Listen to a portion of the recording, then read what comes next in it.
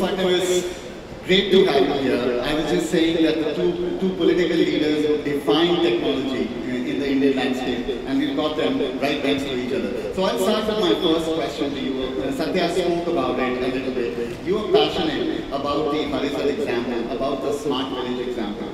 What is really Maharashtra doing to build the whole smart village movement in India?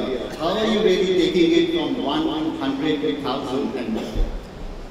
I always thought that in the 20th century, the connectivity was all about roads. But in the 21st century, connectivity is digital.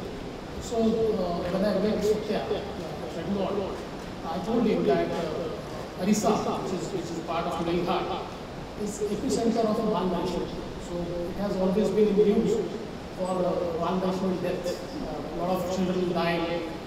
So I always thought that connectivity can change the entire landscape. So I told him that I want these villages to be connected because there is no mobile telephony, there is no electricity, now electricity has come. So I said, I feel that the connectivity is a solution because things don't reach there, the economy is not supporting. And I was amazed to see the white space technology which Microsoft used. And it actually changed the entire ecosystem.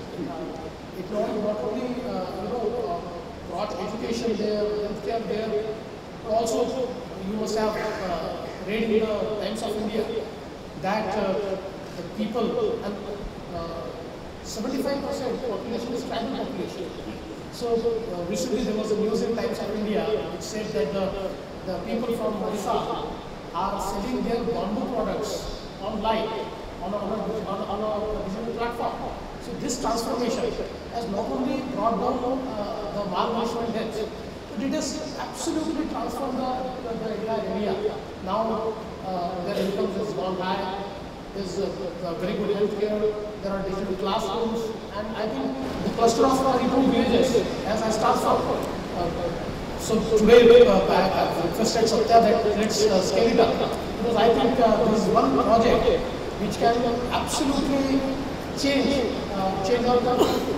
So I'm really happy this is happening. No, and as Satya said yesterday when we met the IT Minister and the Prime Minister, they both were very keen to understand how the Harisal experience goes to all parts of Maharashtra first and then across to India. So now Maharashtra has always been the business capital as a state in India. It has always attracted the best of businesses both from India and from around the world. The ease of doing business has always been priority, and you have demonstrated that in the last few years in terms of how Maharashtra is continuing to move on that index. What initiatives are you taking now to continue that journey?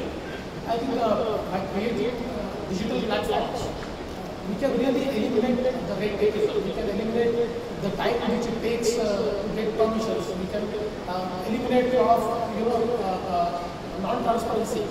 So we created this digital platform called Way3. And earlier, a person to set up an industry had to go to around 16 different departments and had to obtain nearly 46 permissions.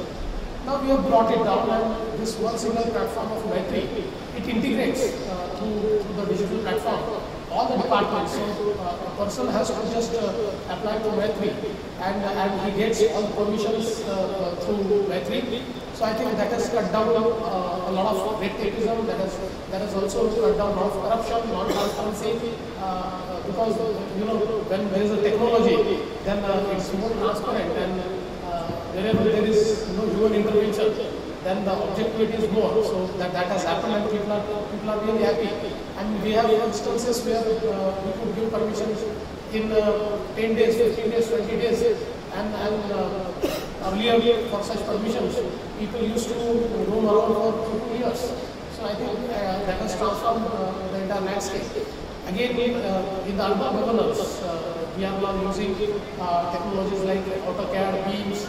So these technologies are also, eliminating a lot of non-transparency, because earlier to get a building plan sanction in a city like Mumbai, it used to take around 1 to 2 years. If you have a project, now it has come down to 2 months, or in some cases 1 month. because of this technology, all the digital platforms which we could create, we could actually cut down on permissions, and now we have, with the analytics, we know that which are the departments which are actually taking time, which are the persons who are taking time. So we can pinpoint, and there's no blame anymore. So if it takes more time, then we know that why it is taking more time. So I think in all the facets of governance, this digital platform has brought the entire ease of doing business. Now we have e-mutations and many initiatives which are totally integrated. So I think the ease of doing business has transformed to all digital platforms. And I think analytics is clearly one of the areas that are going to drive governance going forward.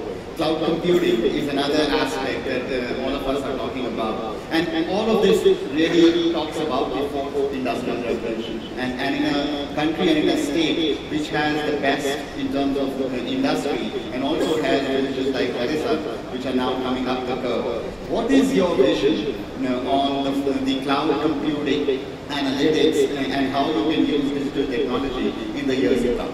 No, I totally agree that cloud computing is a game changer, because the public cloud which is available now gives you opportunity to actually be more objective and to be more efficient.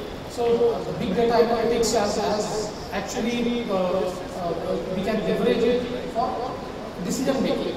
Right now, the entire decision making of the government is based on what knowledge we gather from the ground, what knowledge we gather from our officers. But there is no objective data mining through which we can actually increase our efficiency, can put our resources to best use. So I think the cloud computing has that capacity. We can leverage it to have the big data analytics, and through those big data analytics, we can put our resources to best use. So even since Microsoft has the biggest data centers in Maharashtra, and I'm really thankful for that. So let me assure you that we have decided to migrate to public cloud. In fact, we were one state where we started our own data centers. But looking at what you have to offer and what the private sector has to offer, I think it's time that we migrate entirely to cloud computing, and I'm sure that will really help us in increasing our efficiency, in putting our resources to best use. So we have already started migrating land records to public cloud. The DMIC, Delhi Mumbai Industrial Corridor, the first smart city of DMIC is coming near Aurangabad, that's Auric city. So entire DMIC we have now put on the public cloud. So I think cloud computing and data analytics is something which can really transform the governance and make it more transparent, more objective, and more resourceful.